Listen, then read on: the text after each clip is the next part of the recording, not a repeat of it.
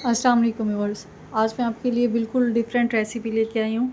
आपने बेसन की खंडइयाँ भी खाई होंगी और बेसन के अल्टे-पल्टे भी खाए होंगे। ये भी बेसन से ही तैयार की जाती है रेसिपी, लेकिन बिल्कुल डिफरेंट है। बेसन के साथ इसके आलू का इस्तेमाल भी किया जाता है। तो लाज़मी इस रेसिपी को ट्राई कीजिएगा। आप यकीन करें, आप पुरानी सारी रेसिपीज़ भूल जाएँगे और हमेशा इसी रेसिपी को बनाएँगे। तो चलें इसको शुरू करते हैं। सबसे पहले मैंने 1 कप बेसन लिया है। आपने बेसन अच्छा लेना है, कड़वाहट नहीं होनी चाहिए उसमें। और चने के आटे का जो होता है ना, चने का जो होता है बेसन, वो आपने ले लेना है। 1 चाय का चमचा इसके अंदर लाल मिर्च डालिएगा, ये अपने टेस्ट के हिसाब से। 1/4 चमचा हल्दी पाउडर, और इसके टेस्ट के लिए जाएगा इसमें अजवाइन, 1/4 चमचा आपने डालना है इसके अंदर। और साथ ही हम इसमें शामिल करेंगे कसूरी मेथी। कसूरी मेथी आपने लाजमी डालनी है इसमें, बहुत ही अच्छा एक फ्लेवर आएगा इसमें। आपने हाथों की मदद से मसल के इसके अंदर डाल देनी है, तकरीबन 1 चाय का चमचा ले लीजिएगा।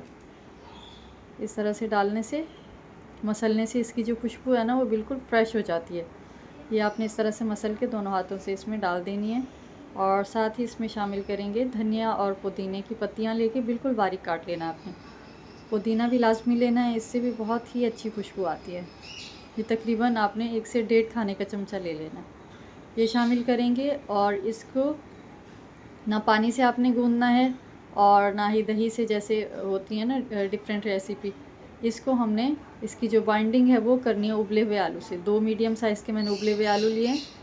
अगर 1 ले रहे हैं तो बड़े साइज़ का ले लीजिएगा। अच्छी तरह से उबाल के, जो बिल्कुल बारीक साइड होती है ना ग्रेटर की, कद्दूकश की, उससे आपने इस तरह से ग्रेट करके डाल देना है।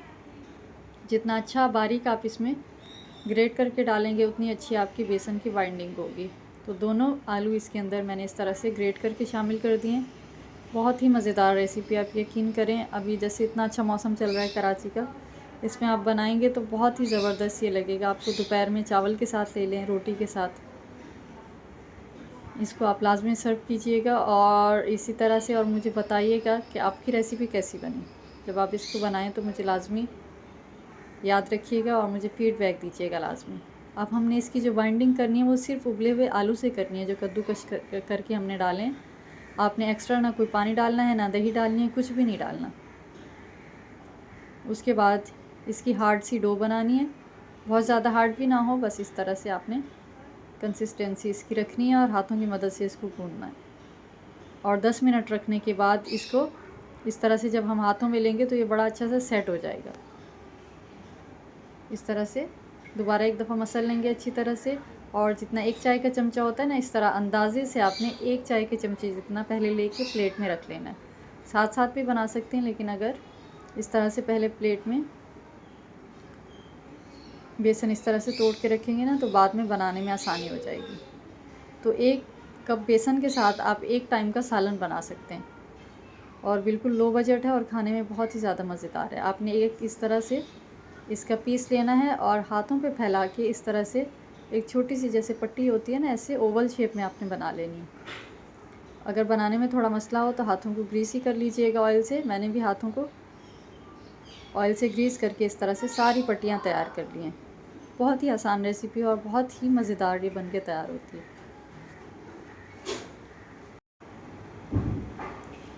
सारी आपने इस तरह से रेडी कर लेनी है। और अब आपके पास 2 ऑप्शन है। आप चाहें तो फ़ोर्क की मदद से भी इस तरह के इम्प्रेशन दे सकते हैं, लेकिन फ़ोर्क से जो है ना ज़्यादा अच्छा नहीं बन पाता जिस तरह से। इस तरह का मैंने ये सिलिकॉन वाला चमचा लिया, इसमें आपने एक पट्टी रखनी है और इसको दबा के आपने इम्प्रेशन देना है। जैसे नीचे से ना इसका एक खूबसूरत सा डिज़ाइन बन जाएगा। आपने इस तरह से पलट के सारे इस तरह से रेडी कर लेने हैं। फ़ोर्क में भी बन जाएंगे, लेकिन फ़ोर्क में जो है ना इसके इम्प्रेशन ज़्यादा वाज़ेह नज़र नहीं आएंगे। बन तो जाएंगे, लेकिन इस तरह का सिलिकॉन का ले लें, या जैसे पलटा होता है चावल वाला, हर घर में मौजूद होता है, उससे भी ये बड़ा अच्छा इम्प्रेशन बनेगा इस तरह का। तो आपने सारी पट्टियाँ इस तरह से रेडी कर लेनी है बेसन की,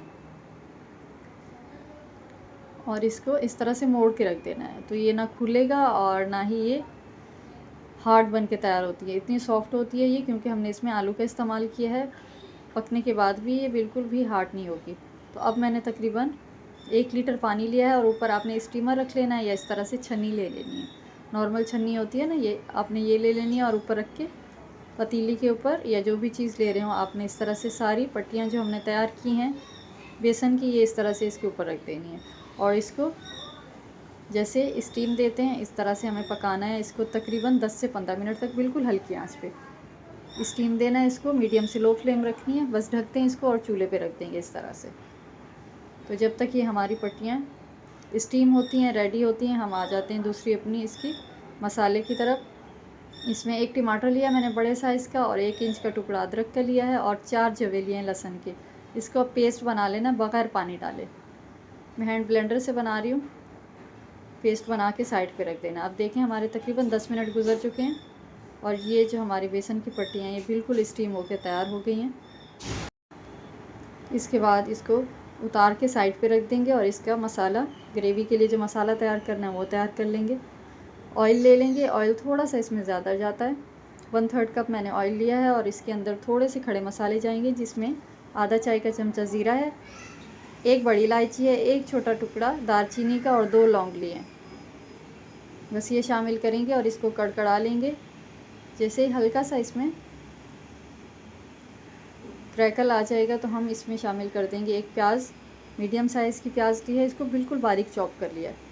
ये आपने शामिल कर देनी है इसके अंदर और इसको बिल्कुल हल्की आंच पे सॉफ्ट करना है। इसका कलर चेंज नहीं करना, बस इतना कि हमारी जो प्याज है बस ये ट्रांसपेरेंट हो जाए, सॉफ्ट हो जाए।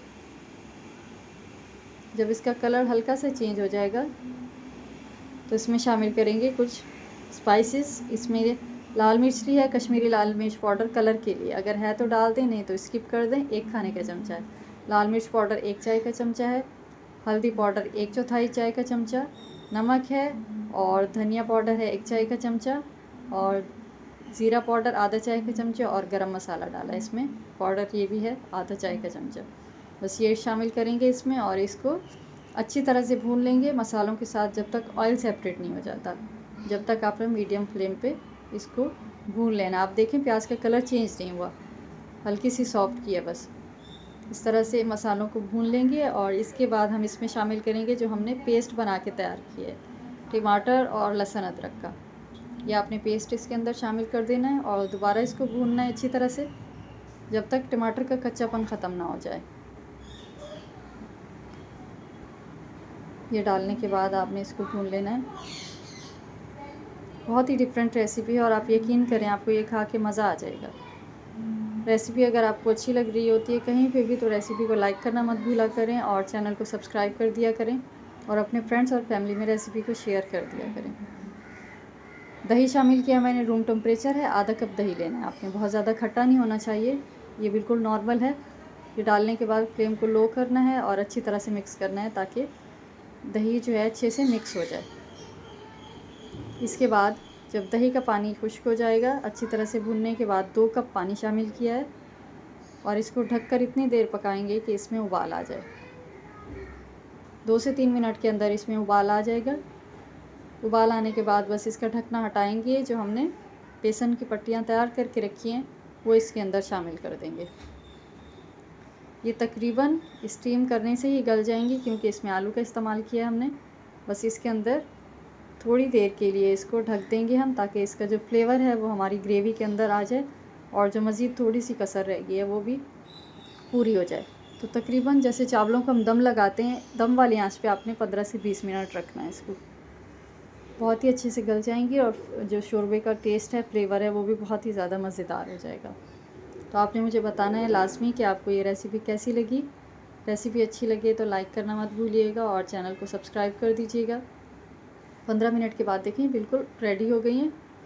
आप देखें ना खुली हैं और ना ही इसमें क्रैक्स आया है। आप आलू अच्छी तरह से कद्दूकश करके डालेंगे ना तो ये बड़ी अच्छी सी, ये देखें बहुत ही ज़बरदस्ती गल जाएंगी, निवाला रखने से ही ये टूट जाएंगी। तो इस तरह से आपने इसको तैयार करना है। लास्ट में हम शामिल करेंगे धनिया और पुदीने की पत्तियाँ हैं, ये बिल्कुल बारीक आपने डालनी है और साथ ही शामिल कर दी हैं 2 से 3 हरी मिर्चें, ये डालनी है। बस हल्का सा इसको पका लेंगे और इसके बाद हम इसको डिश आउट करेंगे और सर्व करेंगे गरम गरम चपाती के साथ, चावल के साथ, जैसे चाहें सर्व करें। आपने ये लाजमी रेसिपी ट्राई करनी है और मुझे फ़ीडबैक दीजिएगा। रेसिपी अच्छी लगे तो लाइक करके चैनल को सब्सक्राइब करते हुए जाइएगा। मिलते हैं नेक्स्ट रेसिपी में, जब तक के लिए अल्लाह हाफ़िज़।